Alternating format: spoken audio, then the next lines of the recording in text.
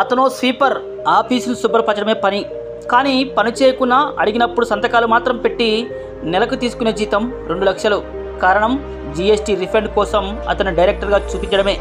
అతను ఒక్కడే కాదు, ఆఫీస్ బాయ్, హౌస్ కీపింగ్లో పనిచేసే ఒకరిద్దరిని డైరెక్టర్లుగా పెట్టడం గమనార్హం. ఈ నెల 4న వెలుగులోకి వచ్చిన 46 కోట్ల జీఎస్టీ రిఫండ్ కుంభకోణంలో సిసిఎస్ పోలీసులు దర్యాప్తు చేస్తున్న కొద్దీ ఇలాంటి విషయాలు వెలుగులోకి వస్తున్నాయి. ఈ కుంభకోణం వెనుక ఢిల్లీకి చెందిన ట్యాక్స్ కన్సల్టెంట్ చిరాగ్ శర్మ కీలక పాత్ర పోషించినట్లు సిసిఎస్ పోలీసులు నిగ్గు తేల్చారు. ఎలక్ట్రిక్ బైకుల తయారీ కంపెనీలకు ప్రభుత్వం జీఎస్టీ రాయితీ ఇస్తుండడంతో తాను కన్సల్టెంట్గా సేవలు అందించిన కొందరు వ్యాపారులతో కుమ్మక్కై 7 బోగస్ కంపెనీలను సృష్టించాడు. ఢిల్లీ నుంచి ఎలక్ట్రిక్ వాహనాల తయారీకి అవసరమైన ముడి సరుకులు కొనుగోలు చేసినట్లు ఇన్వాయిస్లు, అక్కడి నుంచి రవాణా చేసినట్లుగా ఈవే బిల్ 1-2లను సృష్టించి జీఎస్టీ అధికారులను మేనేజ్ చేసుకుని రిఫండ్ పేరుతో 46 కోట్లను కొలగొట్టినట్లు సాంకేతిక ఆధారాలను సేకరించారు. జీఎస్టీ అధికారుల అండదండలు ఉండడంతో ఒక్క పైసా కూడా ఖర్చు చేయకుండా 46 కోట్లను రిఫండ్గా పొందాడు. తిలాపాపం తలా పిడిగినట్లుగా జీఎస్టీ అధికారులు కొందరు కమిషన్ల కక్కుర్తితో చిరాగ్ శర్మకు సహకరించినట్లు దర్యాప్తు అధికారులు గుర్తించారు.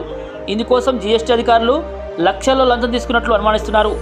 ఎక్కడా క్షేత్రస్థాయిలో కంపెనీలను, తయారీ యూనిట్లను తనిఖీ చేయకుండా ఆన్లైన్లోనే పంచకబెట్టిన అధికారులు కూడా అందినంత దండుకున్నారు. చిరాగ్ శర్మ కీలక సూత్రధారిగా ఉన్న జీఎస్టీ రిఫండ్ కుంభకోణంలో మరో 7 నిందితులున్నారు. వేమారెడ్డి రాజరమేష్ రెడ్డి, వినర్త్ ఆటోమొబైల్స్ 23 కోట్లు, Neeraj Shukla Yuko electric bike 8 కోట్లు, ఇందర్ కుమార్ క్రాక్స్ ఎలక్ట్రిక్ బైక్ 63 లక్షలు, Giridhar Reddy, Vineel Chowdary Gromor electrical bikes 2 కోట్లు, వీరిద్దరు అపెక్స్ ఎలక్ట్రిక్ బైక్ పేరిట 3 కోట్లు, సుప్రియా పాండే సుప్రియా ఎలక్ట్రిక్స్ 2 కోట్లు, గౌరవ్ మాగ్నిమమ్ ఎలక్ట్రిక్ బైక్ 4 కోట్లు కొల్లగొట్టినట్లు సిసిఎస్ పోలీసులు నిర్ధారించారు. పోలీసులు వీరిని ఇప్పటికే అరెస్ట్ చేశారు.